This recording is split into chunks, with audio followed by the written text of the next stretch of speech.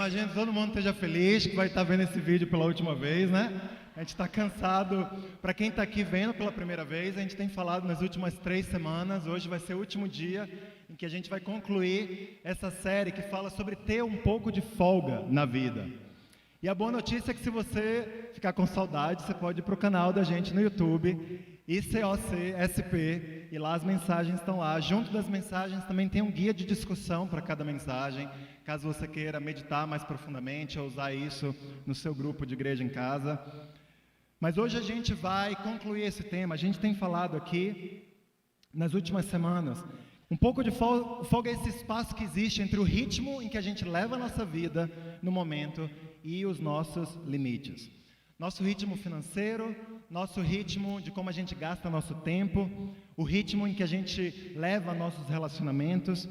E o fato é que hoje em dia, e a gente tem falado disso essas semanas, a maioria de nós não abre espaço, não acha espaço para ter um pouco de folga na vida. A gente quer viver no ritmo máximo possível, porque a gente quer extrair da vida o máximo possível, porque muitas vezes a gente está sendo dirigido por medo na vida. A gente está com medo de perder algo, e por isso a gente vai no limite. E quando a gente vai no nosso limite, o que acontece é que a gente não aproveita a vida como a gente poderia aproveitar. Quando a gente não acha um espaço para a gente respirar fundo, o que acontece é que até aquelas coisas prazerosas, as coisas boas que Deus quer dar para a gente não consegue aproveitar, porque a gente está num ritmo frenético.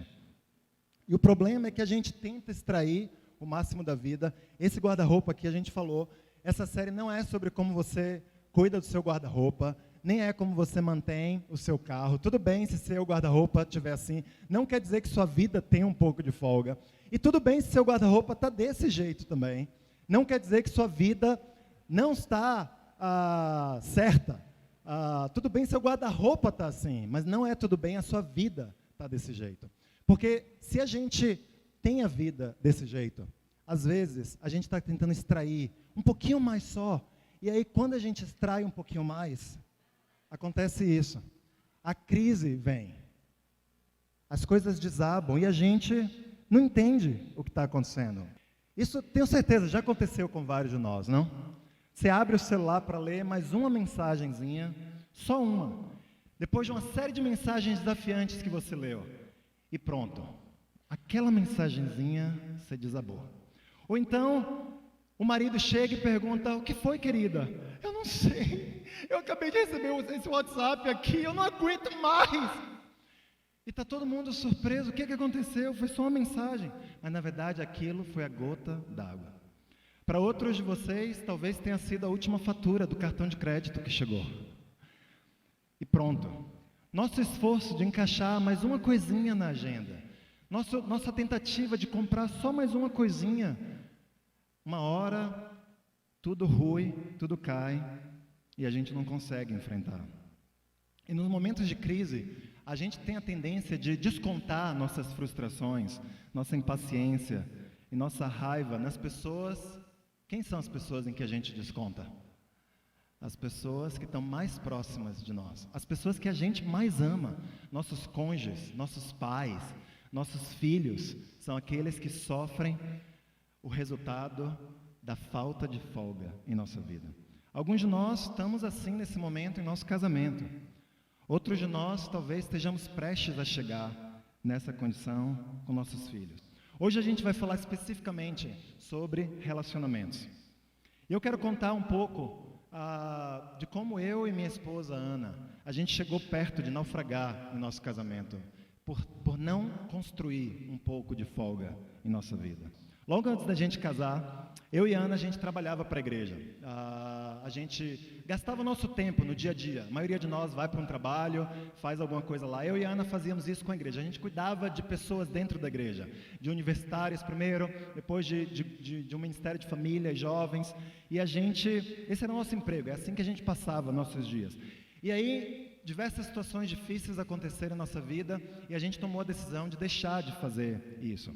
E a gente se mudou para Brasília, a gente morava aqui em São Paulo, e alguns anos depois, em 2008, eu e Ana fomos convidados lá em Brasília para liderar a igreja. O líder da época estava se mudando para outra cidade e ele perguntou para nós: vocês aceitam liderar a igreja aqui?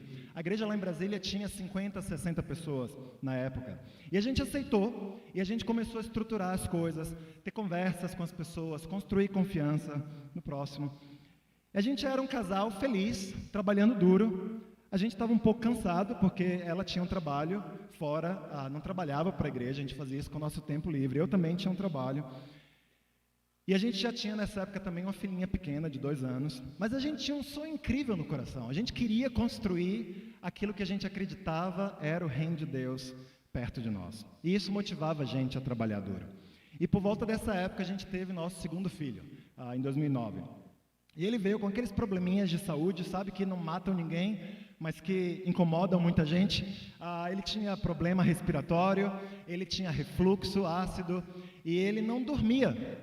Não tinha uma noite que ele dormia. Foi esse pacote completo. Na verdade, ele não dormiu por exatamente 13 meses, 2 semanas e 3 dias. Na verdade, ninguém dormia lá em casa, com exceção da minha filhinha pequena, que tinha um sono de pedra. Mas ainda assim, eu e a Ana, a gente era um casal, trabalhando duro, feliz.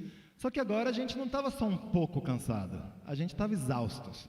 A gente ainda tinha um sonho incrível no coração, a gente queria trabalhar duro porque esse sonho nos motivava, mas também a gente descobriu naquela época, porque se diz por aí que a falta de sono é a pior forma de tortura que existe. E aí, naquela época, poucos meses depois, eu fui diagnosticado com a doença autoimune. Eu não podia mais descobrir que eu não devia estar comendo glúten na vida. E de repente, a minha dieta básica de salgadinhos e de coxinhas e de biscoitos divertido, eu não podia mais comer. E aquilo me deixou bem triste. E agora a gente era um casal que trabalhava duro, que estava exausto, que ainda tinha um sonho incrível no coração, mas meu coração estava triste, estava bem triste. Eu adorava comer aquelas porcarias. Pode parecer para você, Deus te salvou disso, mas como foi difícil. E aí a cereja do bolo. Naquela época também Deus providenciou de me ajudar a descobrir e a lidar com várias coisas sobre o meu passado, que há anos eu não estava lidando, eu nem sabia que estava lá. Eu revisitei experiências dolorosas do meu passado, coisas que tinham acontecido na minha infância, na adolescência, que foram bem difíceis de eu processar. A Ana sentia que eu precisava desacelerar um pouco, que eu me envolvia demais nas coisas da igreja, mas eu queria continuar fazendo essas coisas. Na verdade, era uma das poucas coisas que me dava alegria na época, era me envolver e era fazer coisas lá fora. E a essa altura, a gente já não era mais um casal feliz. A gente, na verdade, nessa época, quase não se parecia mais um casal. A gente brigava e um dia depois a gente ia resolver a briga até esperar as emoções se acalmarem. E na tentativa de resolver a briga a gente brigava de novo. E aí no dia seguinte a gente ia tentar resolver a tentativa de resolver a briga e a gente brigava de novo. E uma hora a gente começava a resolver, mas a gente não sabia mais onde tinha parado, o que a gente tinha resolvido. Se era a tentativa da briga ou se era a briga. E isso perdurou por 1 semana, por 2, por meses. E a gente estava tendo dificuldade de gostar um do outro, de se manter próximos um do outro.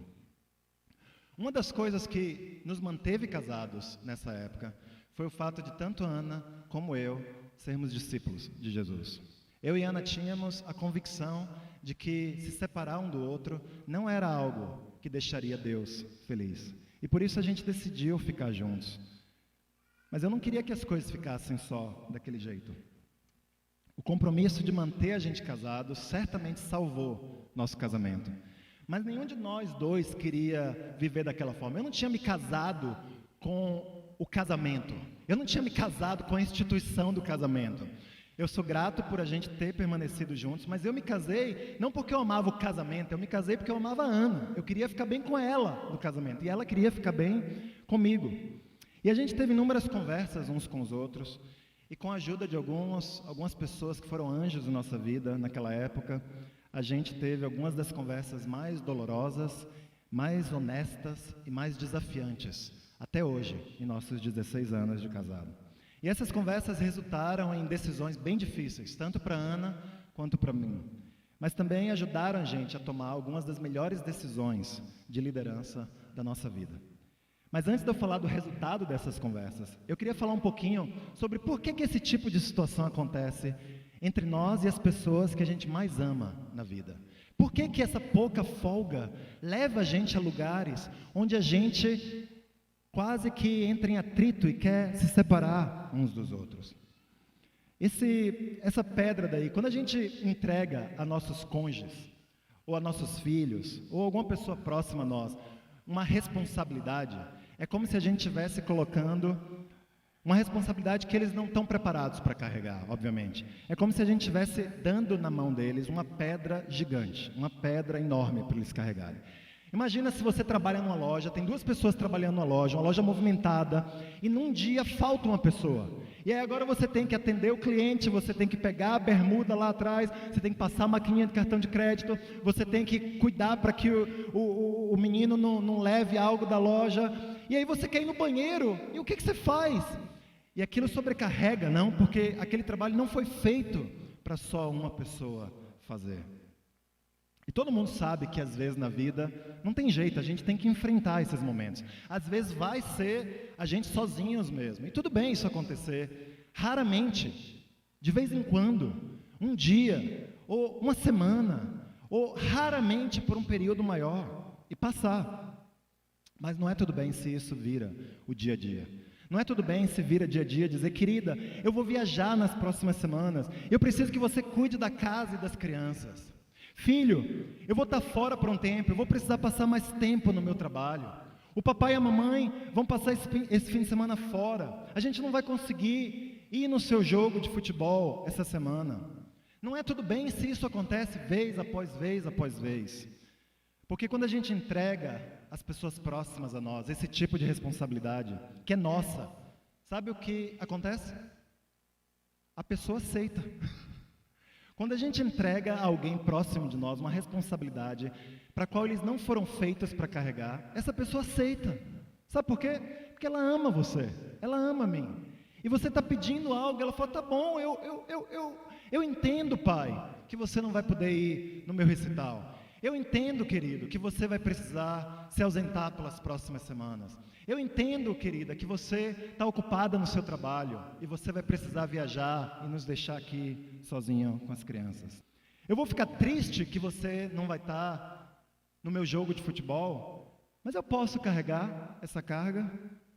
E de novo, tudo bem, momentos assim acontecem de vez em quando. Isso daqui não é uma tentativa de fazer ninguém ficar culpado.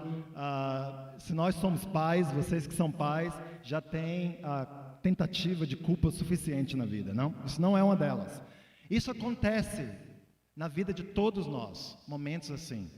O problema vem quando a gente deixa nossos queridos com essa carga e a gente nunca volta para tirar essa pedra das mãos deles. E o tempo passa, e passa, e passa. E essas pessoas queridas para nós, elas começam a se cansar. Elas começam a ficar desanimadas. E a tensão vai aumentando, aos poucos. Coisas vão acontecendo, os problemas vão surgindo.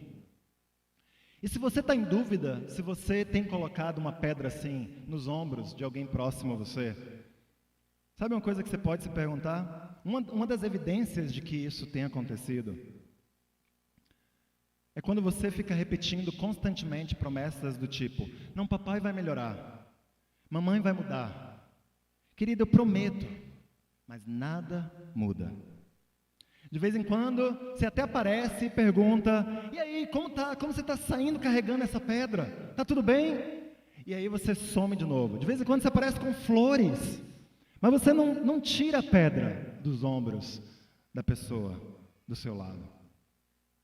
A gente acha que a gente está animando nosso cônjuge, nossos filhos, nossos amigos mais próximos.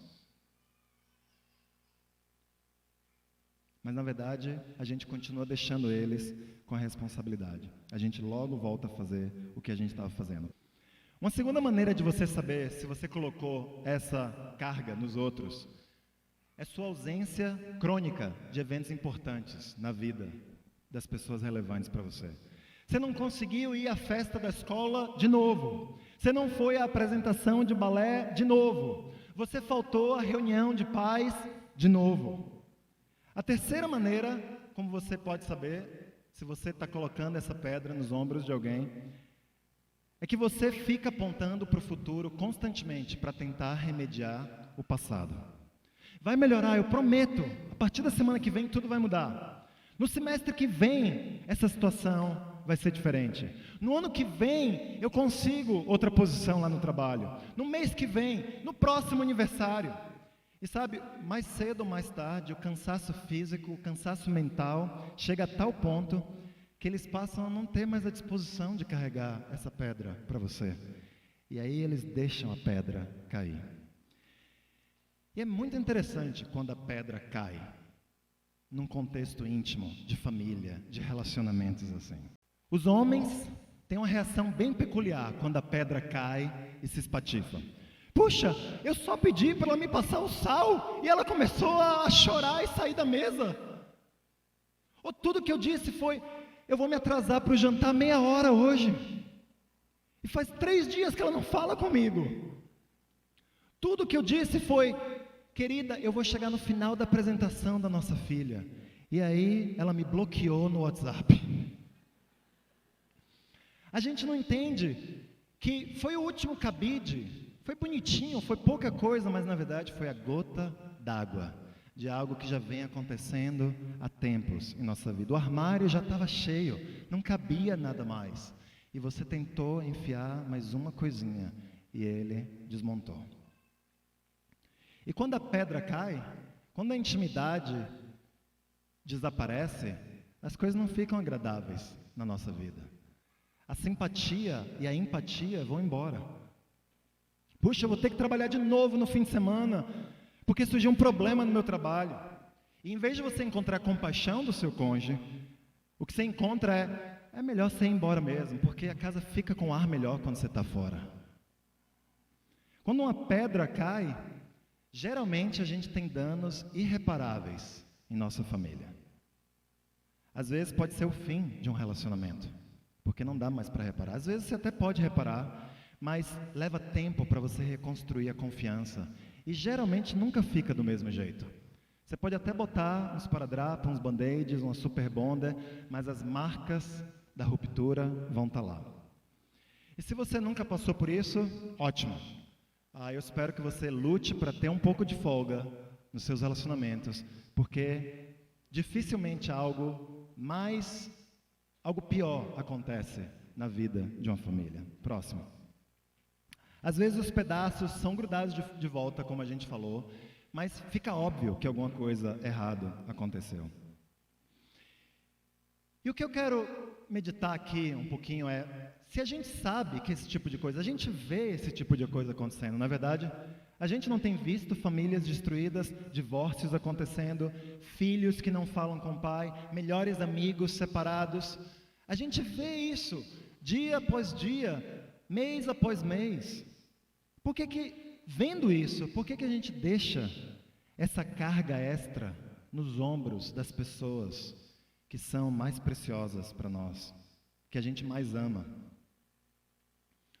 Em parte da razão, isso é um assunto obviamente muito complexo, mas parte da razão é que nós, e especialmente nós homens, a gente adora esse conceito de progresso. Esse conceito de que a gente quer chegar a um lugar diferente, novo, de onde a gente está. E no ramo do seu trabalho, especialmente se você é um homem, mulheres também, mas isso é algo que caracteriza praticamente todos nós, homens. Na sua profissão, no seu trabalho, dá para medir o progresso. Você consegue saber se você alcançou um alvo, se você alcançou uma meta, se você chegou lá onde você queria chegar. Mas quando você chega em casa, é difícil medir o progresso. Em casa, você não ganha dinheiro a mais. Você está em casa e o seu tempo é consumido, é sugado das suas mãos. Se você ficar um pouquinho mais no trabalho, você comunica para o seu chefe de que você é responsável, você pode alcançar uma promoção. Se você ficar mais tempo em casa, você vai limpar fralda de neném. Você vai ter na sua esposa uma lista infindável de tarefas para fazer em casa, porque sempre tem algo quebrado lá. E olha, Deus ama o progresso, não tem nada de errado com o conceito de progresso em si. E Deus fez nós homens, particularmente, Isso também se aplica às mulheres em menor grau, mas em particular, homens, Deus nos fez para desejar o progresso, para alcançar o progresso. O problema não está em querer buscar o progresso em si, o problema está quando nossa busca pelo progresso sai do controle. E aí é que os problemas começam. Quando seu desejo de comprar uma casa melhor, de passar férias melhores em algum lugar, de querer um emprego que pague melhor, para que você possa colocar seus filhos em uma escola melhor, para que você possa dar oportunidades melhores para eles. Todas essas coisas são ótimas, por sinal, não tem nenhum problema em você querer nenhuma delas. Mas quando essas coisas começam a competir com as coisas mais fundamentais na sua vida, quando essas coisas começam a competir com a sua presença em casa, aí os problemas acontecem. E pode não ser nem o trabalho que faça você ficar ausente de sua casa. Pode ser seu lazer, pode ser o futebol para alguns de vocês, pode ser seus amigos, pode ser os cursos extras legais que você está fazendo por aí, os MBAs, as pós-graduações, estudar para passar em concurso que está deixando você fora de casa. Ou pode ser até que você esteja em casa, fisicamente, mas seu coração está em outro lugar, sua alma está em outro lugar. Você está mergulhado no seu egoísmo, você está interessado nas suas coisas, no seu descanso. Eu quero voltar aqui para minhas conversas com a Ana, lá em 2010, 2011, 2012. Sabe, eu e Ana aprendemos, e eu particularmente, vou falar aqui do meu coração, eu aprendi que Deus estava me chamando a colocar a Ana e os meus filhos como prioridade absoluta sobre todas as outras coisas na minha vida. Abaixo apenas de Deus.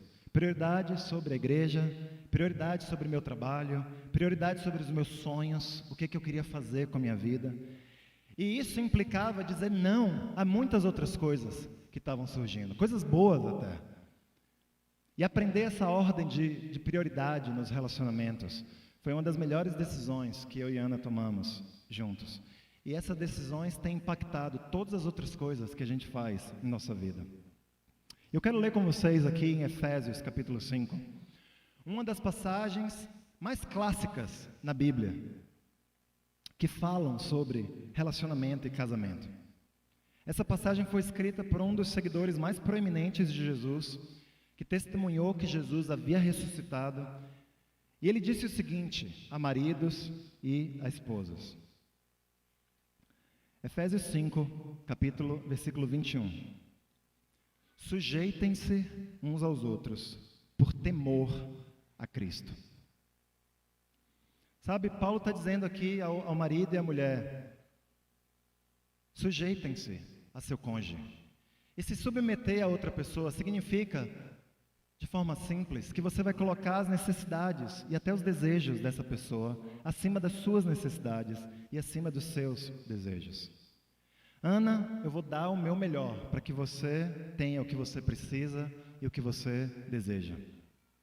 Interessante pensar que em lugar nenhum das Escrituras eu sou chamado a me submeter à minha carreira ou a progredir na vida.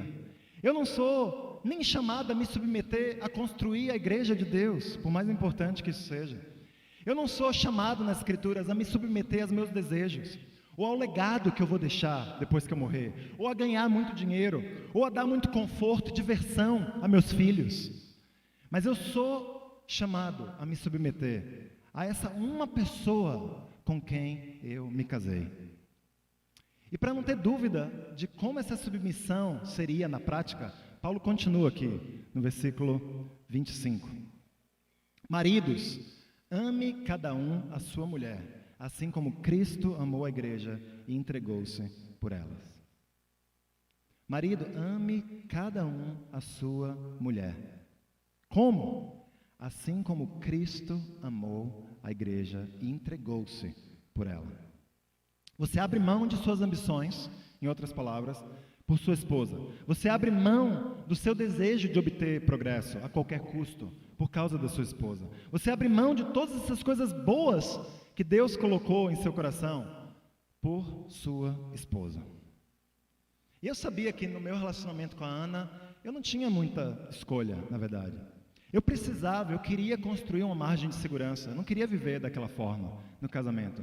Eu precisava ter um pouco de espaço para respirar fundo. O que significava que eu não podia me envolver em tudo. Relacionamentos, é difícil você ser eficiente com relacionamentos. Você programar a hora de ter a conversa difícil, porque logo depois você tem que ir à academia, porque logo depois você tem que ir ao trabalho, porque logo depois...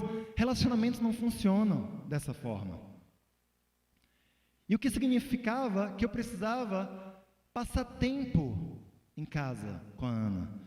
Eu decidi na época, eu vou passar no mínimo uma noite, de preferência 2 noites em casa com a Ana, para a gente poder conversar, para a gente poder construir intimidade.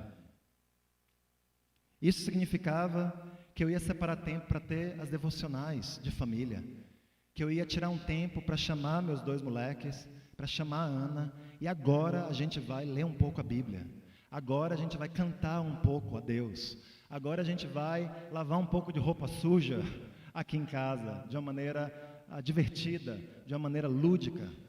Isso significava que eu precisava achar tempo para essas coisas. Isso significava que eu precisava achar um tempo para namorar a Ana. Que haveria momentos em que eu não atenderia ao celular, que as mensagens ficariam sem ser respondidas. E eu tomei essas decisões. E sabe, nem foi por temor a Cristo. Tipo assim... eu não quero mais ter um casamento bom, mas por temor a Cristo eu vou fazer isso. Felizmente, as coisas no casamento ainda não tinham chegado a um ponto tão ruim, onde eu só salvaria meu casamento por temor a Cristo. Ainda tinha um desejo de ser próximo da Ana, ainda tinha uma vontade de ter ela como a minha melhor amiga. Talvez você esteja no momento onde não haja nem isso mais pelo seu cônjuge. Onde nem haja mais um desejo de, eu não quero fazer mais nada por essa pessoa. E aí o temor a Cristo pode salvar você. Pode salvar você porque não é plano de Deus. Não importa se você é cristão, não importa se você não é cristão. Sabe, se você violar a lei de Deus nessa área da sua vida, e se você se divorciar de uma maneira que não seja prescrita por Deus, você vai sofrer como se amputasse um membro seu. Porque Deus uniu um homem e uma mulher no casamento como uma só carne. E você não vai ficar livre de sofrer as dores de ter um membro seu amputado da sua própria carne. Mas para mim e para a Ana, felizmente, se você chegou a esse ponto, faça isso por temor a Cristo. E as coisas tendem a dar certo, ainda assim. Mas eu e a Ana ainda tínhamos um carinho, um desejo de fazer isso funcionar um pelo outro, e a gente tomou essas decisões, e as coisas começaram a dar certo. A Ana sacrificou muito para poder restaurar o relacionamento dela comigo, tem sacrificado sobre a vida profissional dela, tem sacrificado inúmeras outras áreas da vida dela, para que nós possamos continuar juntos, para que a gente possa ter um pouco de folga. O obstáculo que a gente precisava superar e que cada um de nós precisa superar é aquilo de que a gente falou na primeira mensagem dessa aula, no primeiro dia em que a gente falou sobre ter um pouco de folga. Medo. Sabe, aquilo que impede a gente de criar um pouco de folga em nossos relacionamentos é o medo.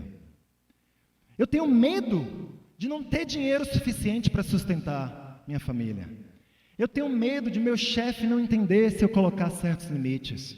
Eu tenho medo de eu me sentir infeliz. Eu tenho medo de ver as pessoas ao meu redor fazendo coisas e eu ficar tomado de inveja, porque eu quero fazer essas coisas também e eu não tenho condição financeira de fazer essas coisas. É medo, medo, medo por cima de medo. Nenhum de nós gosta de admitir que a gente está com medo. Mas o que atrapalha a gente de criar um pouco de folga na vida é o medo. No meu caso, os meus medos eram e ainda continuam: o que eu vou dizer para as pessoas quando elas precisarem resolver coisas da igreja e eu disser para elas, eu não posso? E talvez eu nunca possa. O que eu vou dizer para as pessoas se elas precisarem resolver um problema e eu as vi sofrendo e eu não puder entrar lá para ajudar? E se eu disser essas coisas lá de púlpito, será que algumas pessoas vão interpretar isso de forma equivocada e vão começar a usar isso como desculpas para não servir aos outros ao redor deles e vão achar que precisam de muita folga, não um pouquinho de folga, mas muita folga na vida? Será que Deus pode fazer milagres no meu ministério se eu não estiver ativamente envolvido 60, 70 horas por semana com meu ministério? Medo. Isso se aplica a você também, independente da sua área de trabalho. Você acha, Deus, que você consegue cuidar das coisas lá no trabalho? Ó Deus Todo-Poderoso, que criou a economia, que criou a humanidade, cuja onisciência lhe permite saber todos os detalhes do passado, do presente e do futuro. Será que você consegue cuidar das coisas lá do meu trabalho enquanto eu vou para casa cuidar da minha família? E o que você acha que é a resposta a esse clamor? É claro que sim. Vá para sua casa, vá feliz para sua casa. Uma das coisas que eu aprendi nesse período da minha vida é que eu só tenho 2 papéis únicos na minha vida. Eu só tenho 2 papéis únicos na minha vida. Todas as outras coisas que eu faço, outra pessoa pode e vai fazer em algum momento. Eu estou aqui falando com vocês, outra pessoa poderia estar aqui e alguma outra pessoa vai estar aqui em algum momento. Há outra pessoa que pode fazer o que você faz no trabalho. Havia antes de você e vai haver outra pessoa depois de você. Mas meus 2 únicos papéis, meus 2 papéis únicos na vida são o seguinte: eu vou ser o primeiro marido da Ana, certo? Tomara que o único marido, mas certamente o único primeiro marido. Ela pode ter outro marido se eu morrer antes dela, mas não outro primeiro. E eu vou ser o único pai dos meus filhos. Eu sempre vou ser o único pai deles.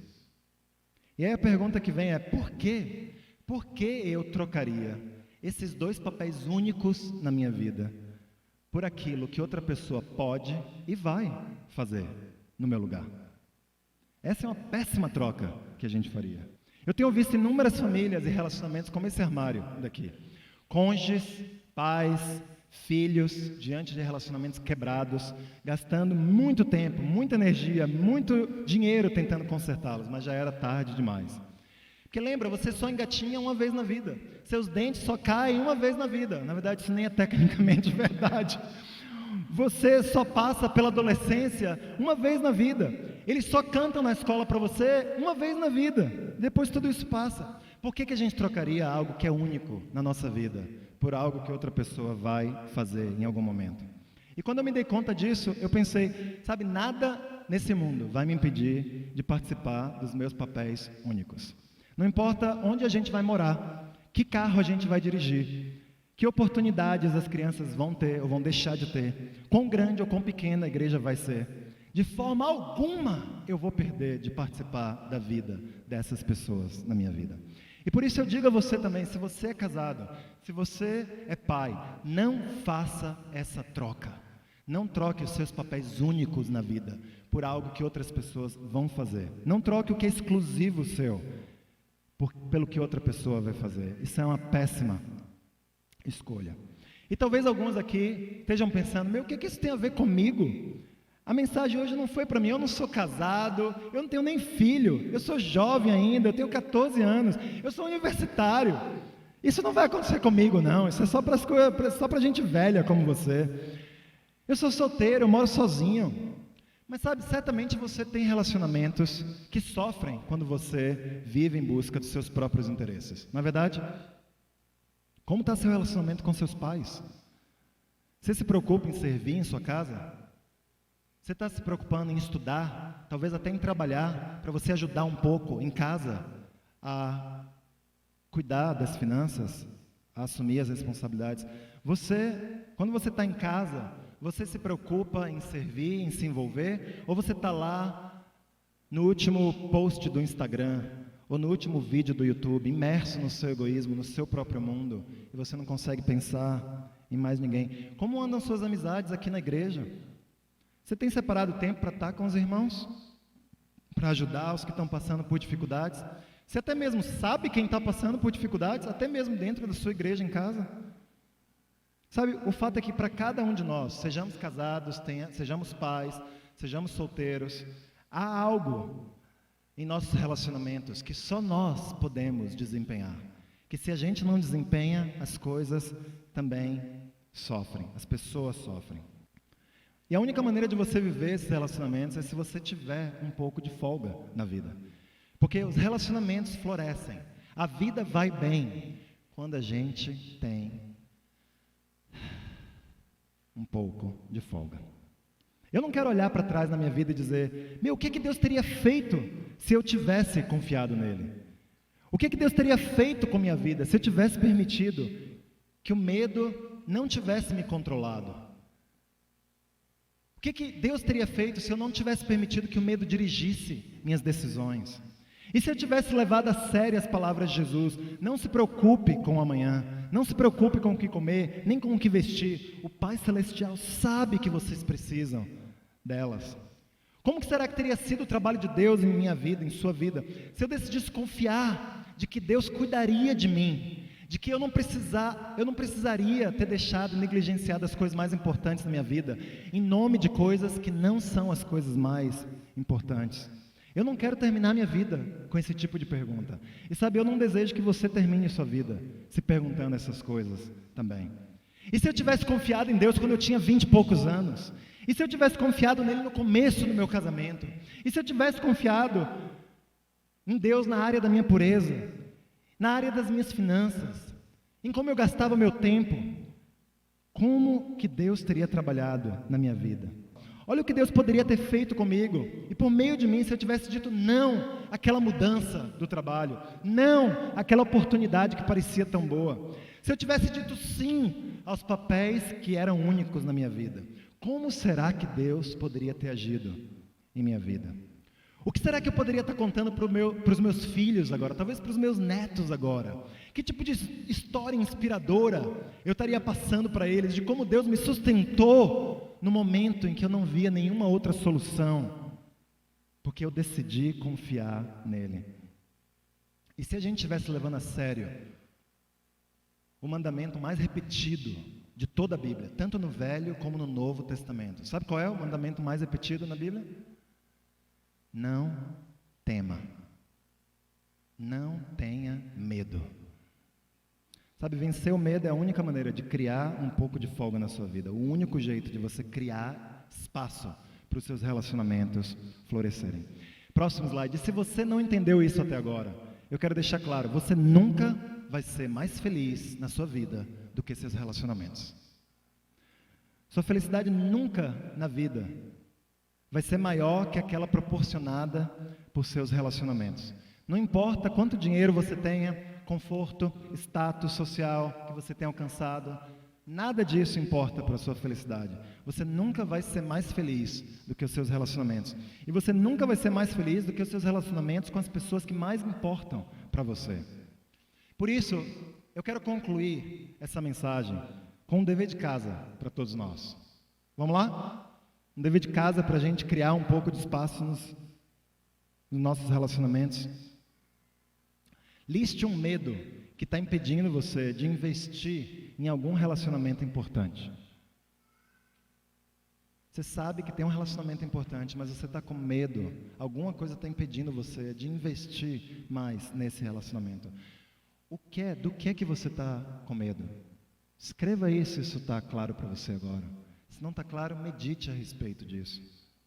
Eu quero chamar você essa semana, primeiro, a identificar esse medo, se você não identificou. Segundo, a elaborar um plano de ação para você vencer esse medo. Para alguns de nós vai começar com algumas escrituras. A gente vai precisar de inspiração nas escrituras para a gente achar essa força. E eu quero sugerir algumas escrituras aqui para você. De novo, essa mensagem vai estar lá no nosso canal no YouTube. As escrituras vão estar lá, você pode ir lá no canal, acessá-las. Mas são escrituras que podem ajudar você a vencer o seu medo. O próximo slide, o próximo passo é pensar, tem alguma coisa que o medo está impedindo você de fazer, que você deveria estar fazendo? Alguma ação que você deveria estar fazendo para você ter um pouco de folga em sua vida? Se tem, eu queria que você até fechasse os olhos agora. Imagina você fazendo essa coisa. Uma vez. Gasta um tempo só pensando, como seria se você fizesse essa coisa que você sente que deveria fazer? Agora abre os olhos, abre sua agenda e marca um horário para você fazer isso. Bota um lembrete para você fazer um plano de como fazer isso. Talvez o medo esteja impedindo você de parar de fazer alguma coisa. Você sabe que você precisa parar de fazer algo, mas você não está conseguindo. Novamente, se imagina parando de fazer isso. Pensa um pouco nas consequências boas que podem vir de você vencer e de você parar. Liste as consequências ruins que provavelmente vão vir se você continuar fazendo isso que você está fazendo. Peça ajuda se necessário, mas decida ficar um tempo sem fazer isso. Se você pensa, ficar a vida inteira, eu não consigo ficar a vida inteira sem fazer isso. Então tome a decisão de ficar um dia sem fazer isso. Tome a decisão de ficar uma semana sem fazer isso. Talvez a decisão de ficar um mês sem fazer isso. Vamos deixar Deus nos ajudar a criar um pouco da folga de que a gente precisa na vida. Vamos confiar nele, de que ele trabalha por nós e ele vai fazer por nós tudo aquilo que ele sonhou sempre fazer. Vamos orar juntos. Pai, muito obrigado porque o Senhor tem nos dado esses princípios. O Senhor quer construir confiança em nossos corações. Ajuda-nos a entregar nossos medos a Ti. Ajuda-nos a tomar decisões de priorizar os relacionamentos que são os mais importantes em nossas vidas. E confiar de que o Senhor não vai nos deixar na mão, Pai. Te oramos gratos. Jesus é a maior prova de que o Senhor esteve lá por nós, mesmo antes da gente saber disso, e de que o Senhor sempre estará por nós, Pai. Te oramos gratos, em nome dEle. Amém. Obrigado, irmãos.